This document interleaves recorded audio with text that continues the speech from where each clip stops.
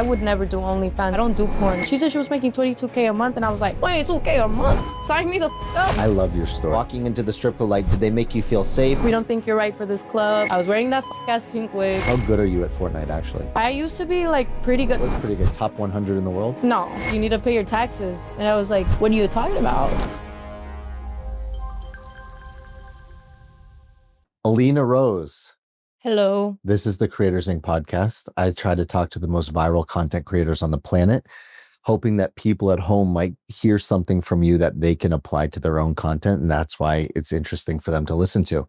So I have to tell you something. I first learned of you because I'm in this industry and I saw you as part of the Bop House and I started to follow you on Instagram. And then I know that you were really interested in music and you came over here with Chef Sui one day and you did a stream and we got to meet and we've got to work on some musical projects. But I want to back way up to when you were young. All right, take me to early life. You know, I think that it's kind of public that you grew up modestly, to say the least, right? Yeah, Like I grew up poor. You grew up poor and you did odd jobs. And like, you know, I had a note that you washed dishes as one of your jobs. Yeah. So like, Yeah, I mean, I started working at the age of 16. I worked at this place called Charlie's. It was at the Stonewood Mall. And then after that, I worked at this place called Tortas Chingonas. I was 17 and I would like wash dishes. I was a cashier, and like some days like I would make the drinks or like sometimes the food very early, but I was mostly like the cashier and the dishwasher. And then after that, I worked at this place called La Pan Coutadine in Manhattan Beach, and I was mainly just the dishwasher there. Oh, I know La Pan Cotidienne. Yeah. Yeah, I know that. There's one of those here on Ventura. Yeah, no, it's really good actually. Yeah. I like it. I like that place a lot. What was the place before that? Torta what? Tortas Chingonas in Paramount. Is that a sit-down restaurant? Yeah. Or is it like fast casual? You could sit down. When did you start posting any type of content, whether it was like gaming content or anything? I actually started at the age of 16. I started Musically, but people at school would bully me for it, so I took it down. And I also had an Instagram and I would post since I was little, but like I said, a lot of people would bully me and they would like, when I would go to school, they would call me catfish because I didn't look like my pictures. And I would edit like my pictures, or like I would just like angle it to make myself prettier, and that was like the only way I felt pretty at the time. So I would do it, like I would do that. But when I would go to school, like they would just bully me for being a catfish. So it just made me want to delete my whole social media. And I ended up like switching schools and then getting homeschooled at the end. Do you remember what you were thinking back then, just kind of in terms of like, did you start Musically just because you thought it was fun? Did you have a vision that like maybe one day you could be rich and famous? Like, do you like really kind of take me back to like when I started like social media, like I wanted to be big. I wanted to grow my social media. But when I started like getting picked on, I was like, oh, maybe this isn't for me. But at the age of 18, I was like, no, like I'm going to try again. And this is for me. This is something I want to do because I wanted to do streaming. I wanted to be a professional gamer at the time. And that's why I ended up like going into stripping to save up the money for my setup, like my streaming setup. Okay, well, now you're educating me on something new. So when did you start to strip? I started stripping at the age of 18. So I quit La Pan. I worked at La Pan Coutadine for a few months, and I just got tired of washing dishes. And I had to like wake up like at 5 or 6 a.m. every morning, take the bus and then the train and then the bus again. And like I couldn't even afford a car. I couldn't afford sometimes I couldn't even afford the bus. Like I had to walk to the train station because that was the only thing I could afford. And then I had to like walk again. But yeah, it was. So would you say high school was a tough time for you? Like socially? Yeah, it was hard for me everywhere in all parts of my life. But I mean, in terms of like, so you weren't a cool kid in high school? No, I was a loser. Were you pretty in high school? No. Really? I don't think so. Well, I mean, like, when did you kind of bloom? I'm like, for you to have the confidence to start stripping at the age of 18, I mean, clearly you had to have noticed that when you were working these jobs at the cash registers, men were hitting on you, looking at you. I always thought like my body was nice. Like I've always had a really nice body since I was little. And I realized that in 9th grade, because before that in middle school, I would wear like really baggy sweats, really baggy shirts, sweaters. And nobody, like a lot of, like when people started seeing me in high school, they're like, oh, I didn't know you were skinny. And I'm like, oh yeah, I was skinny this whole time.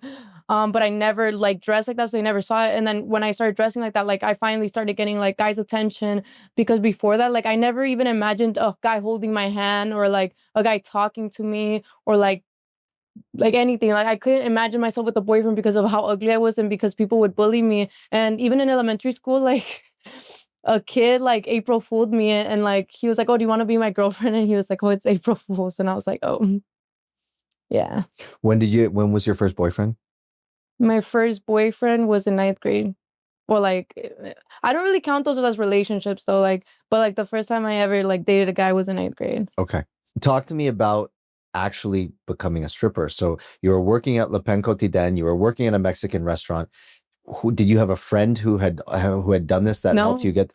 So no. one day you woke up and said, you know what, I want to get my bread up. So And this is what actually, what happened was like I would go on YouTube and like I would see all these girls, like I would look up like, oh, girls stripping, and I would see how much they were making. I'm like, damn, like they're just like dancing and they're making money while we're here washing dishes. I'm like, honestly, like this doesn't look too bad. I'm not trying to do it because I don't want to get judged. And I'm like, but honestly, who cares if people start judging me because like I'm trying so hard to protect my image, but I'm poor, I'm broke, I hate my life. Like I was living in my cousin's house and I was sleeping in her couch for $300 a month. Like I was sleeping in the couch and she was sharing. It was me, her boyfriend, and her. So I was sharing the room with them. So I didn't even have privacy or nothing. And I was 18 years old, like sleeping on a couch. So how'd you find the club that you wanted to work at? I just looked up like places nearby, and like I actually the first time I auditioned, it was so bad. Yeah, no, that's my question. So my question is, you went from doing dishwashing, you went from working at restaurants, and you're like, you know what, I want to make some real money. So you go and you take the very confident, scary leap to dance Yeah, for men. yeah, it And was really scary, and yeah, that's what I want to know about. What was the first day walking into the strip club like? Did they make you feel safe? Did you okay, feel like I don't belong here? well, no. At first, I have to talk about me auditioning. Like when I was ready to audition, I went to go buy heels. Never in my life had I ever worn heels. Like I don't really wear heels before that, so it was very new, and it was like 5 inches heels, so they were pretty tall. And then I really didn't want people to know that I was a stripper, and I didn't want people to know it was me. So I got a pink wig. I was like on some Hannah Montana shit. I was like, oh, nobody's ever gonna know it's me. Like I have a pink wig. How would they know? How would they know? They're not never gonna know. But I looked fucking goofy as fuck. Like, I wish somebody would have told me, like, bitch, you look goofy. Like, take that shit off. So I went to audition with this pink ass, fuck ass wig and with these heels that I couldn't walk in. And also, I had to work at an 18 and over club because I'm not 21 yet. And at 18 and over club, you have to get fully nude, like, fully nude no matter what. So when you audition, they let you audition when it's not busy. So I auditioned probably like on a Monday or Tuesday night.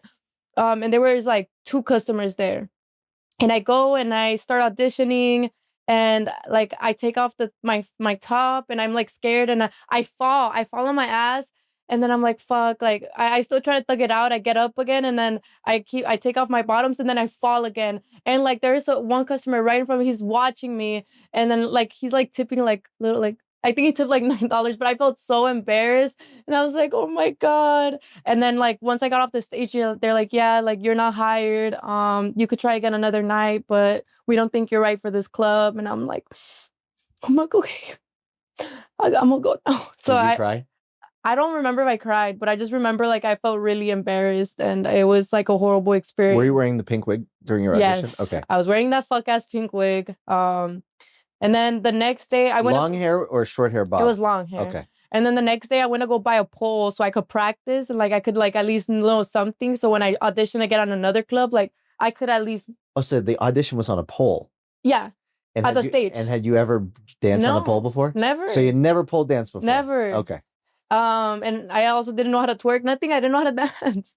So then the next day I went to go buy a pole I used my money for the last check that I got off my job, and that's the money I used to, like, I used the very last money I had to go buy my stripper stuff, my stripper pole.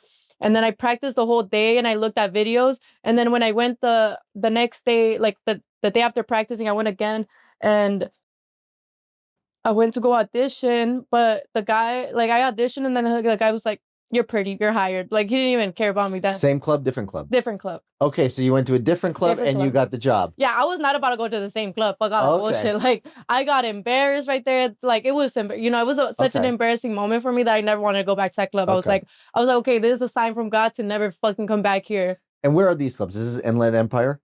No, this is like around LA. Okay. But yeah, so the manager thought I was pretty, so he's like, oh yeah, you're hired. And he was a really like sweet guy. Like till this day, like I'm like, wow, like he was a really respectful, sweet manager, and like he made my time there like not be so bad because he was like a dad figure. Like he would always talk to me. He would be like, oh, like he would give me good advice. Okay. And he never once tried to get at me, nothing. Like he was very respectful. And so were the like other people that worked at that club. Like they were very, very respectful. What would you say? This is a high-end club, kind of medium? Yeah, this is a high-end club. Very high-end club. Yeah. So the clientele was like not like, it was an expensive club. It was an expensive club, but there were still like customers that were like a little grimy. Yeah, well, not grimy, but like just didn't know how to respect girls because I would get sexually harassed a lot. Like they're not allowed to touch the strippers, but they would like still touch me, and all I could do was just get up and like walk away. But I mean, they were like they had already like touched me where they're not supposed to, and like it just like I kind of hated that. So there was moments where I wouldn't make money for like 2 or 3 weeks at the club because I didn't want to go up to any man, and I was struggling to pay my rent. Because at some point I ended up going to live by myself. And I was struggling paying the bills because I didn't want to like work. Like I was there, like I would work a lot, but like when I would get like harassed, like I would just like I wouldn't want to go up to guys. And like to make money, you have to go up to guys because you don't make money from the stage. You make money from talking to the guys, engaging. like getting them to buy dances from you, getting them to like you. And like that was just a lot for me. So I was like, I don't want to go up to men today.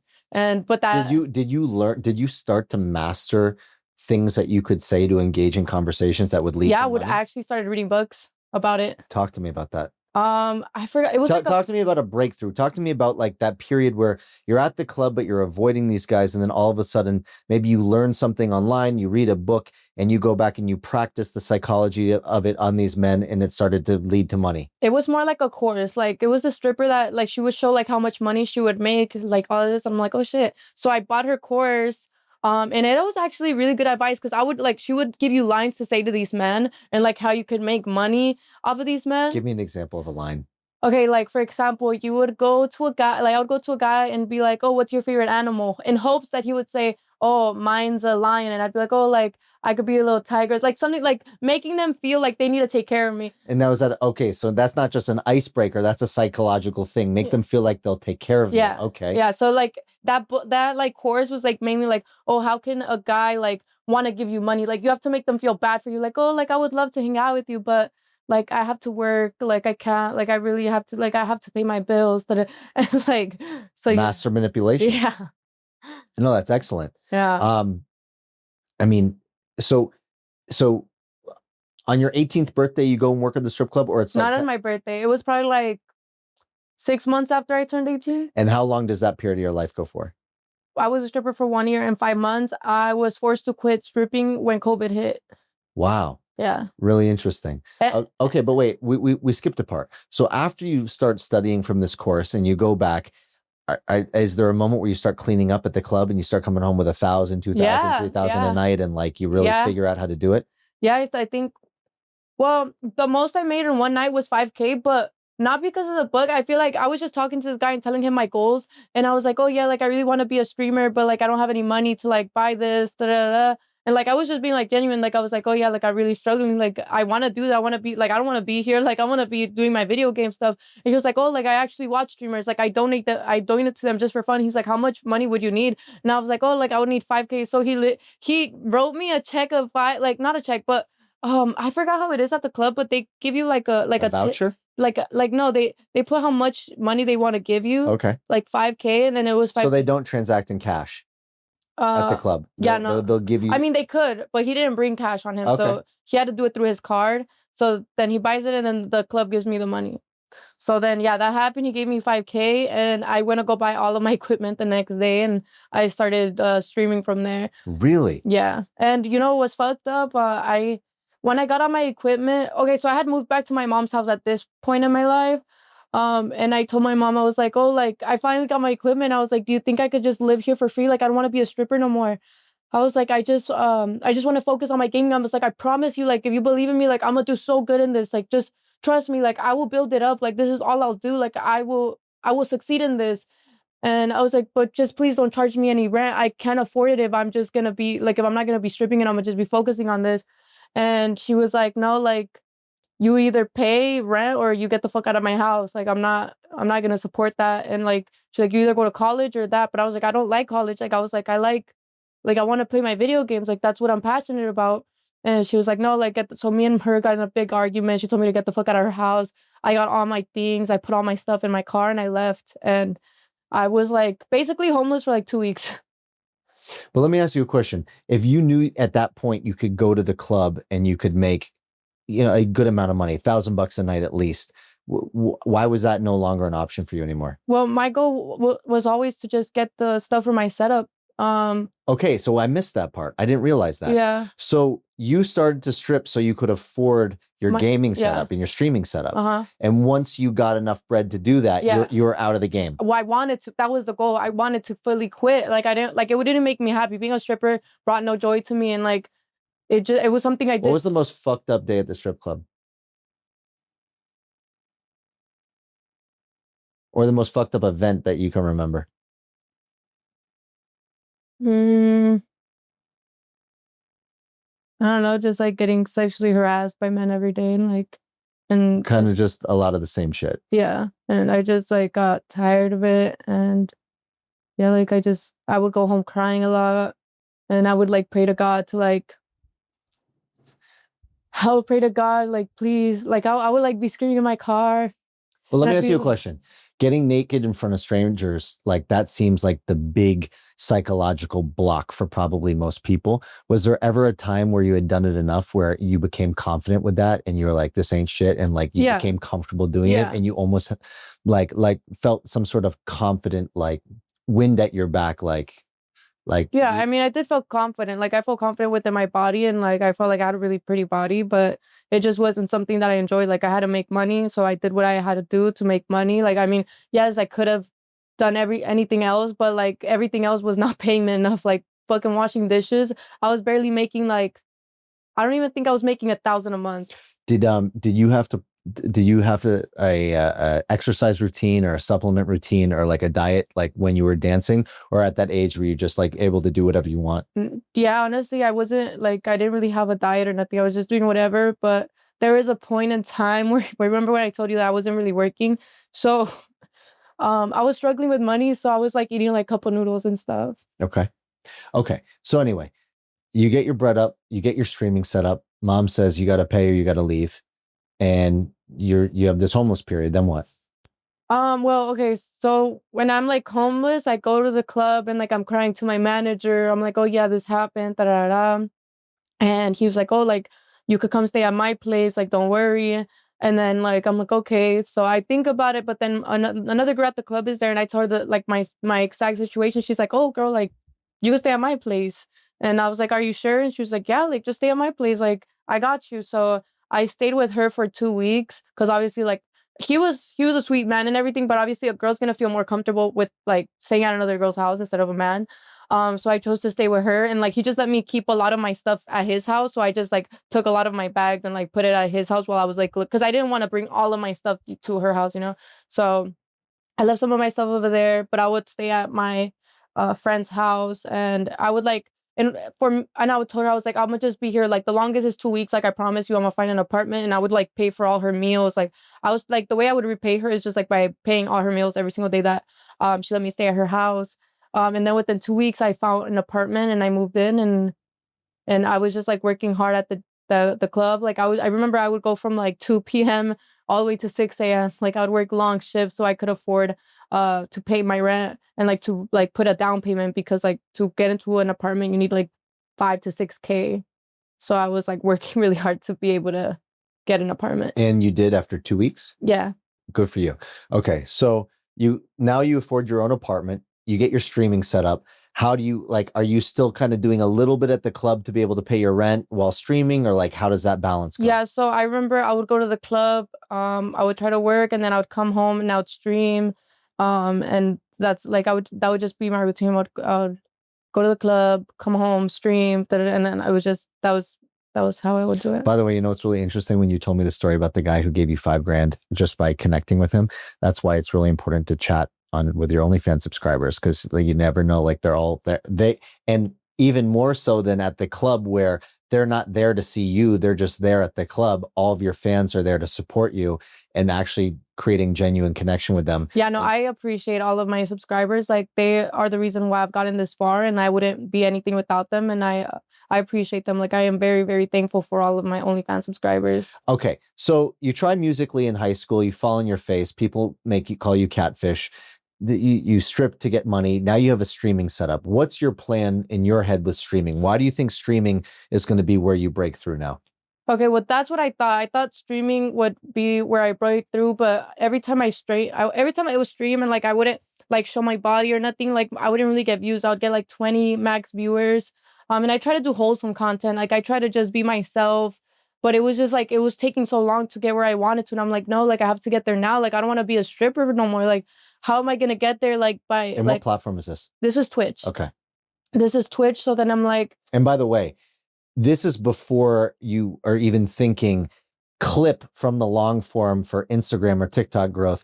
You're focused on concurrent viewers because you want the $5 subscription, right? Oh yeah, they pay you for like subs and stuff. So they give you subs, they give you bits. And I had an Instagram. I was trying to grow it too. And I had TikTok and I was also like growing it there too. But then I realized like I would get so many views every time I would like wear tight clothes and show my body. And I'm like, how is it so like it's so easy to just get views when I show my body. But when I'm trying to like show personality and like just be myself and have genuine content, like it's so hard to get views. So then I'm like, okay, like how am I gonna grow this? Like how can I get to where I want to without it taking too long to get there? So then I was like, okay, well, showing my body works. Like that's what gets people's attention. That's what, maybe I could attract them with my body and keep them with my personality. So I started posting like bikini pictures. I started posting my stripping, like my stripper content, like where I was at the pool. On Instagram. On Instagram, yeah. And this is on the Gamer Girl Instagram. Yeah, well, no, well, back then my name was Perla Babe. Okay. So it was Perla Babe, and I had one Instagram, and I would post all my content. But I guess my question is, when you were streaming, you were mostly playing Fortnite, right? Yeah. Okay, so the people who discover you from playing Fortnite, they're now subscribing to your Instagram, and now you're showing them kind of sexier side of you on Instagram. Yeah. Got it.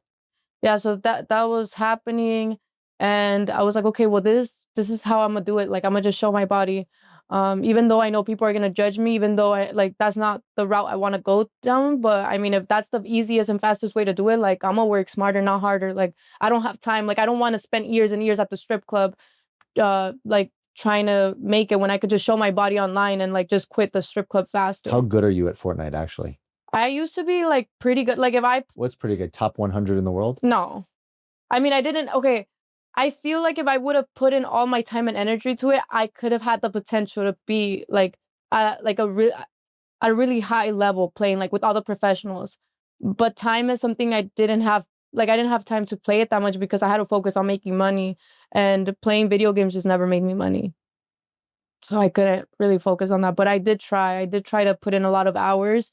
And I got to the point where I was like pretty good, and I was playing in all girl competitions. But even then, like I still didn't have all the time in the world to just like focus on that. I feel like if I would have had just more time and like from the moment I asked my mom to just like let me focus on that, I feel like I would have been one of the best female players there is. Okay, now talk to me about the big financial breakthrough. So I'm assuming you're stripping up until the pandemic. You're becoming Perla Babe. You're gaming. You're doing the Fortnite thing. You're struggling to get the subscribers on the concurrent views on Twitch. And then what happens? COVID, and then do you immediately jump to OnlyFans, or how did that whole thing happen? Actually, before COVID hit, a girl came up to me at the strip club. She was a stripper as well, and she was like, "Oh, like, have you thought about doing OnlyFans?" And I'm like, I would never do OnlyFans. I'm like, I don't do porn. Like, I'm never going to do porn. And I don't feel comfortable showing my body online. Like, yeah, showing it right here is like something, but I don't want to show it online like that. I'm too scared of what people are going to say. Like, I don't want that. And she's like, oh, like, you don't even have to go fully nude. You know that, right? She's like, you could just like sell like lingerie stuff. So I'm like, really? Like, she's like, yeah, like I'm making 20. She said she was making 22K a month. And I was like, 22K a month? I was like, shit, sign me the fuck up. Like, all I have to do is post bikini stuff. I was like, let's make it. But did she put you on game at all on getting traffic from her Instagram to OnlyFans, or no? So all she basically did was just like make me sign under her referral, and she was like, oh well, yeah, like there's your account. But did she tell you at all about how she was getting people to get to her OnlyFans page? Or was that just kind of obvious? Like, yeah, that was, I mean, yeah. Everyone had a decent size. Everyone at the club had a good Instagram account. So, well, I don't think everybody at the club had a good Instagram account, but I had I probably had like 10K followers at the time. So, but the first year of me having an OnlyFans, I did not make more than 10K. My highest month was 10K, and it was because I did a stream with Rice Gum, and that was the highest month, and I made 10K. But before that, I was just making like 3 to 5K a month, and then after the collab, like it went back down to like 5K, or like 4K. Like I wasn't really But making. when you had OnlyFans and you did your collab with Rice Gum and you made $10,000 in 1 month, was that the biggest financial month you had ever had? On OnlyFans, yeah. Were you excited? Yeah, I was, because I was like, oh wow, like I finally made 10K, and you could pay your like, rent? well, I was a one-man team. Like I didn't have nobody helping me at all. Like I didn't have no management with my Instagram, nothing. Like it was just me by myself. Like nobody was helping me with my socials. Nobody was giving me ideas of what to post. Nothing. It was just me. Um, and then I was kind of like struggling because I was like paying for my rent. I had told my mom to come like live with me, and she was living with me, her and my little sister. So I was taking care of both of them. And then like I needed more money, so I met like my friend. I went to go hang out with her, and I was like, oh, like you should do OnlyFans. And she's like, oh yeah, like tell me about this. And I'm like, oh, how have you been making money? So because it was during COVID. Because I'm like, oh, you stopped stripping. She was like my stripper friend. And she's like, oh yeah, like now I play poker games. And I'm like, poker games? And she's like, yeah, like it's way better than stripping. Like you don't have to take off your clothes or nothing. And she's like, all you have to do is just like go up to guys, give them a massage, and Or like she would work poker games? yeah, she would work like the private poker games.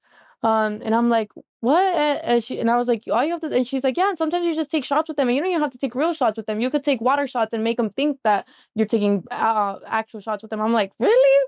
She's like, yeah, like come with me to a game. And I'm like, okay. So I go to a game and I make like pretty good money, and I'm like, oh shit, like where's this game? In a private house or like in a club? it's like a apartment, like a penthouse. High rollers only? Yeah. One table? It was like two, like sometimes it was different. It was always different, but I think this one had 3 tables, and it was like Asian. So it was a poker club. No, I don't know about a poker. Have you ever watched like Molly's Game? Sure. Okay, like that, kind of like that. Yeah. And yeah, so it was like it looked really fancy. They even had a private chef, like everything. It was like it was beautiful, and it was way better than stripping in my opinion. Because like I mean, you don't have to get fully nude. Like all you have to do is just like talk to the guys a little bit, and they're playing the poker game the whole time. Like they just want a massage here and there, you know. Like it was they tip you in the chips off the table. Yeah, yeah. So if they win big, like let's say you're talking to a guy that has like a lot of chips, and like he wins big, like shit, he'll tip you like 200, 300. I'm like, shit. Okay. So how long did you work the poker game? 2 months. Really? And yeah, I saved up like 10K. Why'd that stop? Okay, so because it wasn't like something that I wanted to do for a long time period either.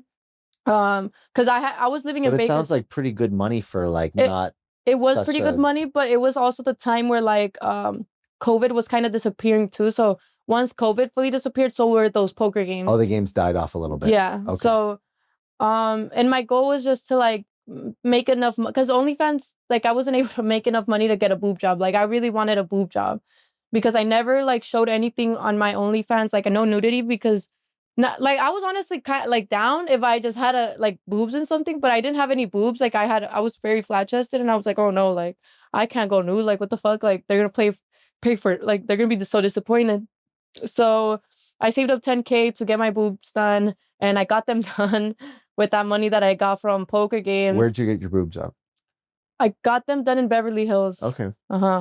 So I paid 10K for them, and then I went. So those 2 months that I was working poker games, I stopped streaming, and then I went back to streaming and with my new boobs, and my views like skyrocketed. Like oh my, like that was when I came back with my boobs. Like my money skyrocketed too. Like I went from making like 5K to 22K, and then the next one 40K, 60K, 80K, 100K. Like it just kept moving. It just kept moving up. So your OnlyFans money went up because your streams got more successful because you had big boobs. Yeah, because I had bigger boobs, and like my stream was like getting like 1 to 3K viewers, but then I got banned for a year. On what platform? On Twitch. But tell me how you addressed when you realized that like your money was going through the roof because of your new boobs, and like were you when you would do your streams, like were you well, I guess you got banned because maybe you were too provocative. Yeah, I was too provocative. I kind of was wilding. I was wilding. I kind of deserved the ban for a year. Was that a bad day? It was, but I didn't let that stop me. I was like, you know what? Things happen for a reason. Like if I'm not supposed to blow up right now, like it's okay. Like I'm gonna blow up in the future. And then like my Instagram also got taken down. everything. Like it was like everything What got year is this? uh 2020 or 2021. Okay, so like right at the end of the pandemic. Yeah. So around that time, and then like, so when my accounts got like my TikToks would get taken down, my Instagrams, and I was like, you know what? Like, I feel like people really want to like see me not succeed in life. They want to take me down, and I'm like, you know what? I'm gonna make 10 Instagram accounts. I'm gonna make 10 TikTok accounts. So I just kept spamming accounts of me, spamming, and like my money kept going. Like I would get like my Instagram account to get a 300K followers within a month. Let me ask you a question. Some of these people who teased you when you had Musically in high school, did they ever start to reach out to you? Like, did people ever reach out to you from high school when they started to see you online succeeding? There was one person that reached out to me. That's when I had like my old IG account. They still had access to messaging me. And I did like take a chance on that person. And I was like, oh yeah, you bullied me, but I'm gonna forgive you for bullying me. Like, you know, people make mistakes in high school, and I try to help her out. It just, the friendship didn't end well.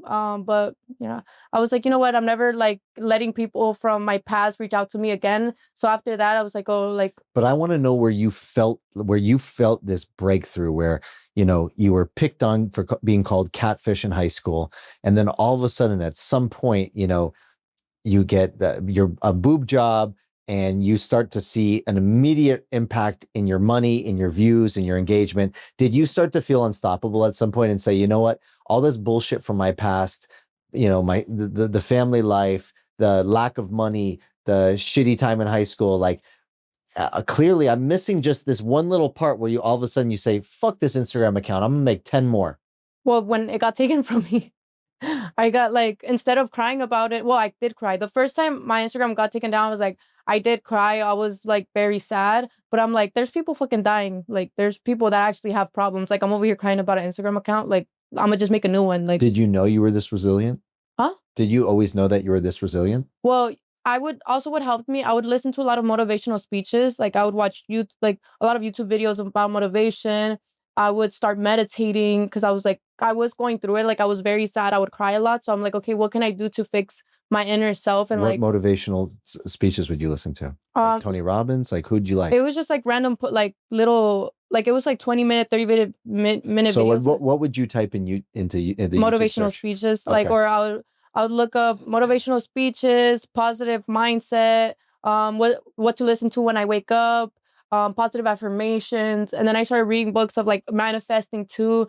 I like, to this day I read this book. I read it like every year.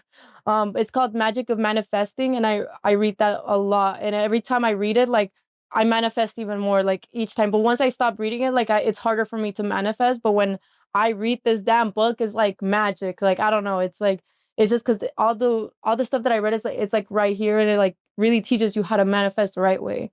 But yeah, reading helped me a lot. Manifesting helped me a lot, and like it's amazing what you believe in, how powerful that is. yeah.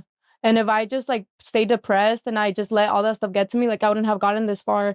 And it just showed me to like never give up, like keep on trying, no matter how much, because my money would go up and down, because every time an account would get taken down, it would go back down. But I'm like, oh no, I'm gonna bring it back. It would like kind of motivate me. I'm like, oh, like I feel like it made me less lazy. I feel like if it never got taken from me, I would have became lazy. Okay. Now, when did the Bop House happen? So you've got this, you start making money on OnlyFans, you lose Twitch, you lose Instagram, you make 10 accounts. Tell me how you became part of the Bop House, or how that whole segment of your life happened. Okay, so there was a point where I was really successful, and then my OnlyFans started going down again, because once again, I'm a one person team. Like there's nobody helping me with my pose. When do you pull your brother in to start helping you? Oh, when I started making money, like he started helping me like manage the money. But like my money started going down a lot because, like I said, it was a one person team. I like nobody was really helping me with like on the digital side. With my social medias, like my TikToks, it was just me. Yeah. So then time goes by and I'm really struggling. Like I'm really, really struggling with money. And like I'm having a hard time like paying my rent. And like I also paid my brother's and my mom's rent. So I was like having a hard time paying their rent. And I'm like, damn, like this is really stressful. Was there anything you did that was really irresponsible with money when you had some big months? Oh yeah. Well, I actually like ended up getting a place in Hollywood for a whole year. that was 25K a month, basically 30K a month. 30K a month for a place in Hollywood? Yeah. My God. So you went from like not having $1,000 to pay rent and you No, I went from like imagining just having 20, like I went from being like, I thought I would be happy with just 22K. I'm like, wow, like 22K seems amazing to, oh, here, 30K on a rent. Like, was this a fully furnished place? I was staging it. So I was renting, I was paying like 2K a month to like the furniture. Yeah, for the furniture. Oh my God, this place must have been pretty baller. It was it was beautiful. 25,000 It was a right in month? front of the Hollywood sign. Okay. It was beautiful. And you made good content there? Honestly, not really. I got really lazy. Like at this time, like my accounts were doing so good that I did become lazy. Like my accounts were not getting taken down anymore. So I'm like, oh, like. Can I tell you something that I noticed? I've been in the OnlyFans management game for over 6 years, and I've met, there's one girl specifically I can think of. I want to tell you the story about her. I met her at a Dunkin' Donuts in Boston. She was a nurse at Brigham and Women's. She was wearing scrubs. She had bags under her eyes. She said that she worked like a triple shift or something. But she was lit on TikTok. She was young. She was 19 years old. She would go home and go in her little shitty kitchen and make crazy TikToks in her nurse outfits. She had big natural boobs. That was like her big draw. Okay. And I was like, have you ever considered OnlyFans? She was like, she had a boyfriend she tried OnlyFans with. He took all of her money. So she was like, fuck OnlyFans. My boyfriend robbed me. And I was like, you could make a lot of money. Like I can help, it's safe. I spoke to her father and we got her restarted. Boom, right out of the gate, 300,000 a month. Guess what happens next? Moves to Miami, gets a $30,000 a month apartment, gets a rhinoplasty, looks a little bit less natural, and went from being this like ultra safe and relatable creator where, guys would just wanted to throw money at her because she looked like a nurse who worked 100 hours a week who was just coming home and doing OnlyFans on the side, to all of a sudden like, I'm up here in the castle, you're down here. And she became unrelatable. And what happened? The money went down. And so I've seen that a lot. Yeah. And I love working with creators who are like super, super humble and like the money doesn't get to them and they like kind of stay, like money is nice to have for them, but not everything. And I guess like everyone's got a different vision, but I just wanted to share that. Yeah, now I'm like to the point where I'm like, okay, I'm not going to go crazy with my money anymore now. But I feel like everything happens for a reason. So I had to go through that to know how to manage money in the future, because at that time, like I was really stupid with my money. I would just spend it on whatever. Like I didn't really care or think about like saving money. But you know what? That's like you didn't have a formal education. You weren't money literate. You got money. You've made mistakes and then you had to optimize. Yeah, and since I grew up poor, I was like, wow, like this is crazy. I'm like, I have money, like I could buy whatever I want. And I didn't know about taxes. So other than just a nice apartment, like what else would you kind of blow your money on? Were you a big shopper? Were you were you into handbags? Honestly, I was never into designer stuff, like ever. How about cars? I just bought like a Mercedes. That was it. Like my Mercedes costed me 100K. I paid it cash, but I never really cared about like really, really fancy cars or really fancy designer stuff. So what happened with taxes? Oh, that's like I had money saved, like, but I didn't know that I was going to have to send all that money to the IRS. And my brother, he's like, because he hadn't helped me yet. He came and he was like, oh, like, how are you paying your taxes? Like, what are you doing? I'm like, taxes? Like, what do you mean taxes? I'm like, no. I was like, but I have money saved. Like, I'm chilling. And he's like, you need to pay your taxes. And I was like, what are you talking about? And he's like, yeah, like pay your taxes. And I was like, fuck. And I owed the IRS like 400K. I love your story. It's these peaks and valleys. It's amazing. Yeah. So, okay. So you had to pay your taxes, all your savings go away. Now you're starting over again. That's actually why I ended up buying the Mercedes, because it was a tax write-off. And I'm like, well, I guess I'll buy a car. So I used 100K, some of the money to buy that car. But then the rest, I just paid it off because I was like, oh, I'm at least get a car out of this. When my brother was the one that gave me the idea, because I was like, oh, I'm going to just send it all to the IRS, I guess. It's so nice listening to you say that, because there's not a lot of young ladies in the world who understand that, what a write-off is, that a nice vehicle can be a deduction against I didn't know that either. My brother was the one that informed me in that, because I was just ready to give them the money that I had saved up, which I was really sad about, because I'm like, oh, like, I didn't know. I didn't know that I had to be saving up to give it to them. I was like, I thought I was saving up for myself. But yeah, so I ended up buying that car and then giving them the rest of the money. And then after that, my brother's like, okay, we're gonna manage your taxes. Da, da, da. But at that time, like when my brother started helping me, that's when the money just started like going doom, doom, doom, doom, because I wasn't motivated that much anymore. I gained a lot of weight. I was close to 170 pounds. And my money went down drastically when I gained so much weight. And I was also in a relationship. So it's like, when you're in a relationship and like you just gain a lot of weight.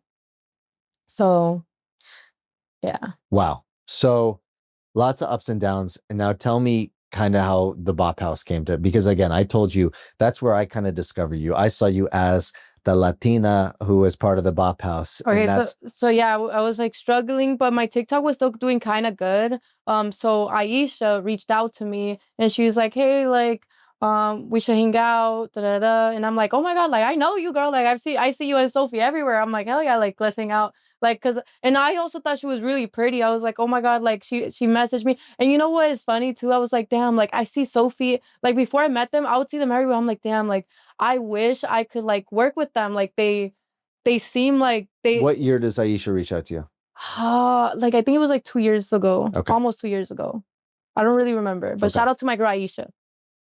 Love her. So She's the Aisha's in best. Tampa. You're in LA. Yeah. She hits you up and says we should do Yeah, some she hits stuff. me up. She flies me out to where she lives, and like she's telling me like she's gonna like she just like gives me advice like, oh, like you could do this, you could do that. Like she just helps me as a friend. Like I meet her and she just wants to help me, and she's like, oh, I see so much potential in you, and she really does help me out so much. And then that's when I met Sophie. Like after I met Aisha, I met Sophie, I met all the girls, and then we all decided to like, well, it was basically Aisha and Sophie and Summer that like created the Bop House, and they're like, oh yeah, like let's all make this together, like let's all come together, we'll make more money together. And I was like, oh, like that sounds like really like a lot of fun, like I'm down.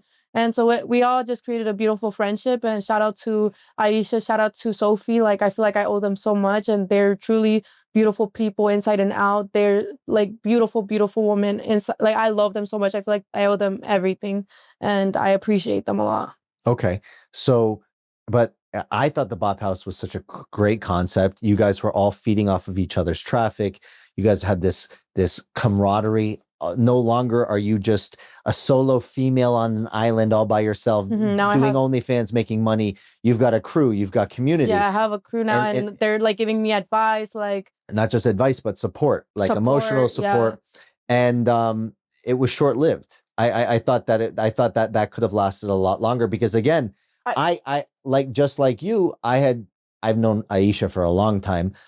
Never met Sophie. But because you start coming in other people's algorithms, I'm like, just sitting here talking with you today is amazing, right? Because I first saw you as a Bop House person. I go to your Instagram, you're doing all of these like Spanish speaking TikToks, your dancing is great. And like you present so beautifully, you know how to frame yourself. And it's just like amazing to hear the real story of struggle behind you to get to that point, just to show that image on the internet. There's this whole history of struggle and peaks and valleys. And it's really amazing. It just makes me a lot like even more proud of you, knowing like what you've been through to get there, and that you should never be like, I don't need to tell you this, but like anyone else listening, like you should never be embarrassed of fucking anything, because nobody ever had to walk to, in your shoes. Not everyone gets kicked out of their mother's house for, wanting to stream and do the things the right way. And you've been through a lot, and you've overcome, and you're resilient as hell. And I'm really proud of that. And I mean that.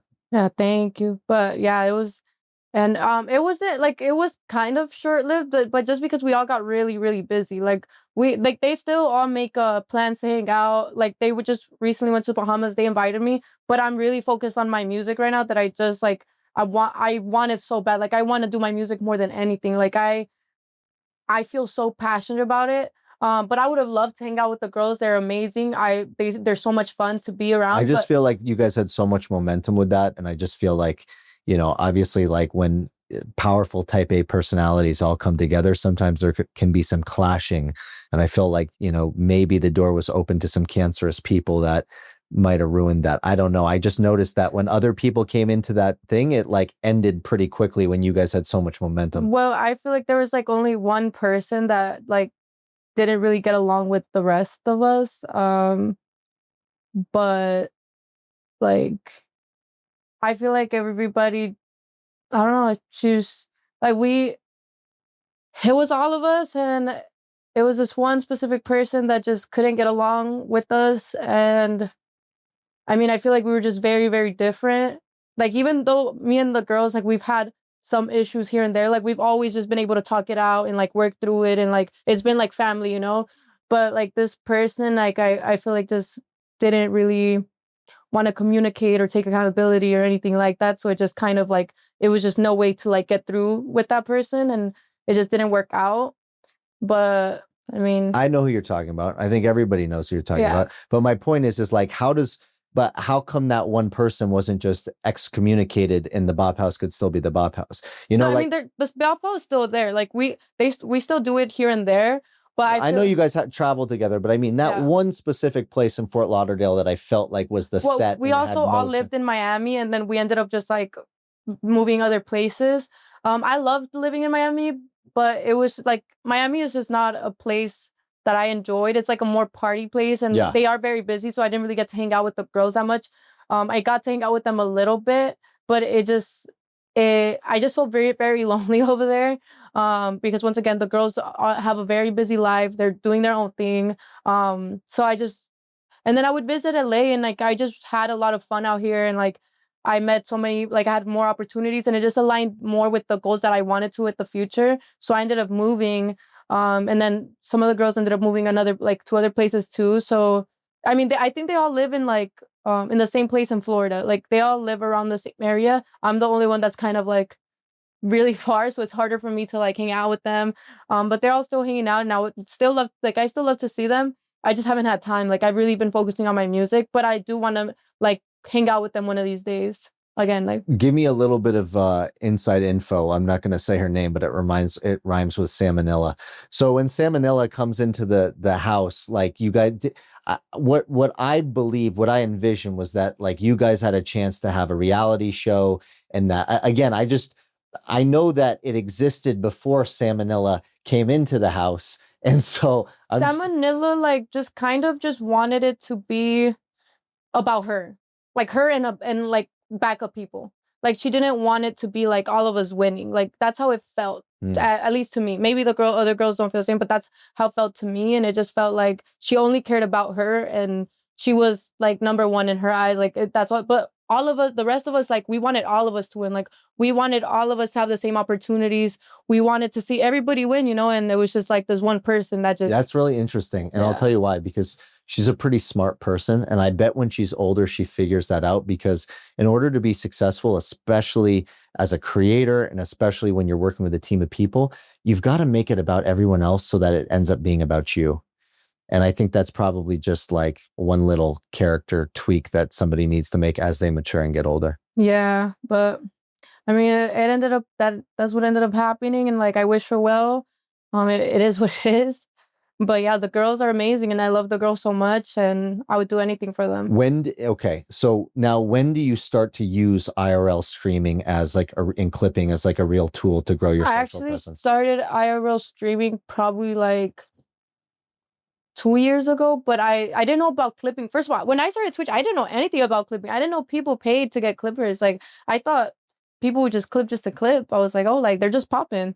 But then as I got more into like the game, and they're like, oh yeah, people pay for clippers. Like you don't just get clipped, and I'm like, what the hell? So then that's when I started getting my clippers too, and I started doing more IRLs. And I've always been inconsistent with it because like I would go on vacation with the girls, or I would just go on vacation like by myself, and I just like I didn't want to like be streaming. I just wanted to like be in the moment, you know, because I just like streaming is cool, but it sometimes could consume your whole life, and if you don't even know what's like you can't even just enjoy just like live, like, you know, because you're just constantly on camera. When you go home and you're by yourself, do you think people will be surprised that you're more confident or more of an emotional train wreck? I'm definitely an emotional train wreck. I'm a very, very sensitive person. I mean, I feel like they would know that by just watching my clips. I cry a lot. Like if But anybody, the reason why I asked that question is because you put yourself in a lot of crazy situations, especially with streaming. Like recently, that whole thing with Flames oh and yeah, him getting mad at you about what you said. Like I'm sure you went home. Didn't that did that make you anxious? I was just like I didn't care if people canceled me or like talk shit about me. I was just more like sad and like scared of what they were gonna say about him. Like if they were gonna believe me and like shit on him and cancel him because it's like he didn't even do anything. It was me. So I just felt really shitty for what it could be for him. You know, I was scared to like for him to be canceled. Like I didn't really care if they canceled me because I'm like whatever. Like even if people do try to cancel me, like I'm still not gonna stop posting. Like I'm gonna continue to post. Well, here's my question. Obviously, that moment went really viral, Yeah. right? So, what does that tell your brain? Like you have to have some sort of a strong personality to put up with this shit. Yeah. Like, you can't go viral streaming unless like you're like willing to just be like doing crazy shit, saying crazy shit, shock and awe, and all that stuff. Like, look at Clavicular, look at Well, yeah, a Dean. lot of stuff is fake. Like a lot of my clips are fake too. Like I don't like I be like clip farming and I just be setting it up to where it looks real, but it's fake, you know? Larry Wheels was sitting in the chair yesterday, and he told me that nobody knew who he was until he slapped Dean. He goes. I can't believe that everywhere I go, people just say, "You're the guy that slapped Dean."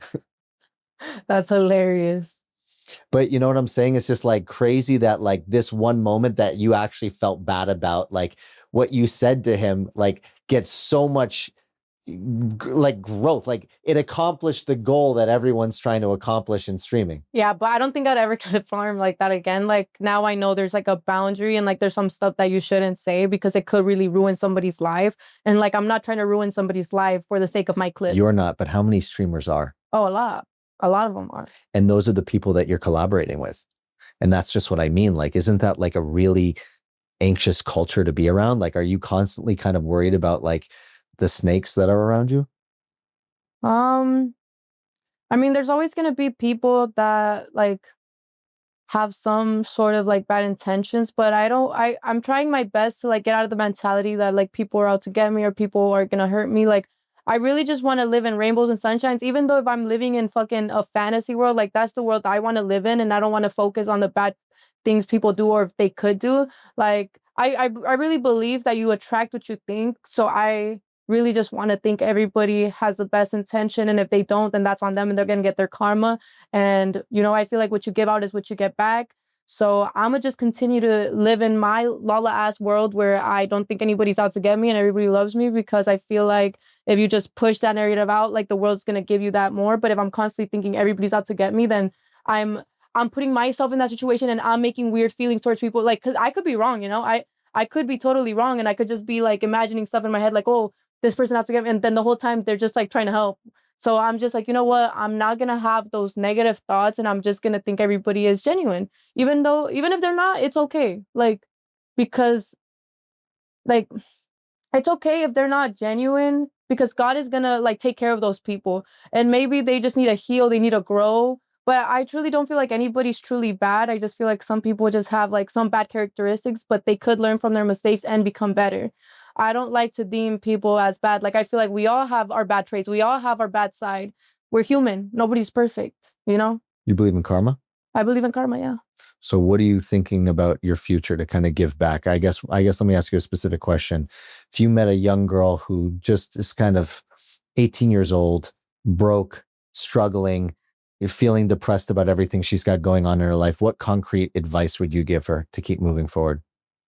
My advice to her would be like, okay, say that again. Like, if she's feeling really depressed and like, If you had the chance uh-huh. to help be that motivational coach that you typed into YouTube that one day for somebody else, what concrete advice would you give them other than that one book? What's it called? Magic of manifestation. Yeah.